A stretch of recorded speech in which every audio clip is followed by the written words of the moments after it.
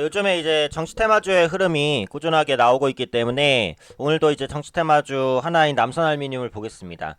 이전에도 그 말씀을 드렸어요. 어차피 이낙연 테마주로 움직이는 상황에서 이낙연 테마주가 왜 움직이는지는 어, 뭐 제가 따로 말하지 않아도 또 제 방송을 보셨거나 하신 분들이라면 충분히 아실 겁니다. 총선 출마에 대한 기대감이 일단 부각된다.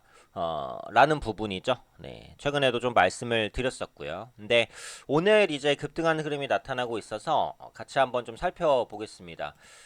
우선은 이제 그 남선알미늄 같은 경우 이낙연 테마주로 이제 묶인 다음에 이낙연 테마주로 묶이는 부분이 풀렸어요, 사실은.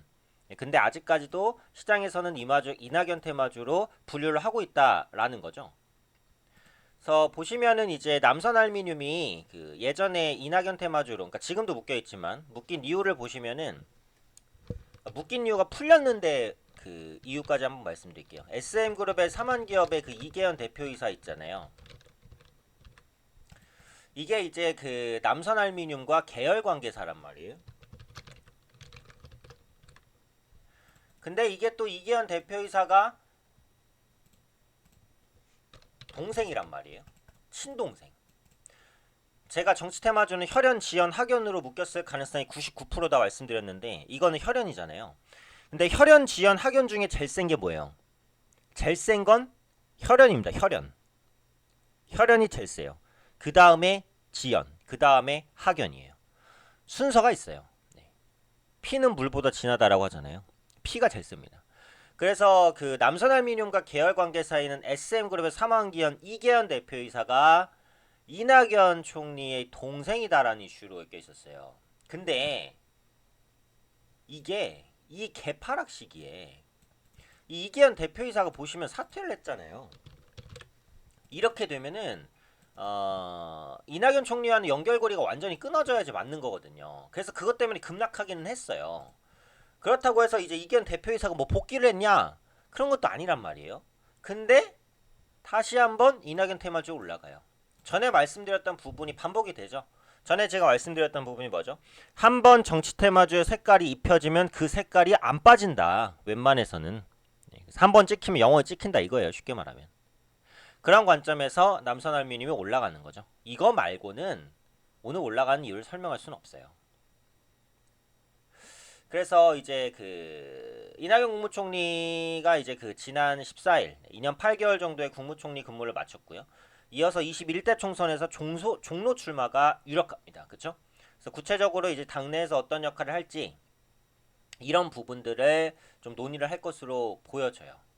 그래서 실질적으로는 이낙연 테마주와의 연결고리는 끊어진 게 맞지만 한번 정치 테마주 색깔이 씌워지면 그 색깔이 안 빠지기 때문에 여전히 이낙연 테마주다. 이렇게 보시면 되겠습니다. 그리고 앞으로 이낙연 테마주든 뭐 황교안 테마주든 중요한 것은 대선 후보 지지율이 되거든요. 차기 대선 후보 지지율. 어차피 뭐 다음 대선은 아직 멀었습니다. 아직 멀었습니다만 이제 문재인 정권이 절반을 넘어갔잖아요. 아직 멀었습니다만 레임덕에 대한 얘기들이 또 계속해서 나오는 부분이기 때문에 대선 후보 지지율 계속해서 치열할 거예요. 근데 최근에 조사한 그 자료를 한번 보시면요. 대선 후보 적합도에서 이낙연 총리가 여전히 1위입니다. 계속 1위예요. 지금 1위를 뺏긴 적이 없어요. 1위를 한번 차지한 이후에. 그래서 대선 후보 적합도를 보시면 이낙연 국무총리에 이어서 대선 후보 2위가 이제 그 황교안 대표. 이것도 변함이 없죠. 그래서 지금 대선 2년을 앞둔 시점에서 야권의 차기 대선 주자 후보는 황교안, 안철수, 홍준표 3체제로 됐다. 안철수 전 의원 같은 경우에는 이제 최근에 그 정치 복귀 의사를 밝혔기 때문에 이제는 후보에 들어갑니다. 전에도 말씀드렸던 부분이에요. 그래서 안철수 전 대표가 포함이 돼서 후보에 섞이겠다. 아마 안철수 후보 같은 경우 지지율 조금 더 올라갈 가능성은 있어요. 왜냐면 지금은 복귀하겠다라고 하고 딱히 어떤 행보를 크게 보이진 않잖아요.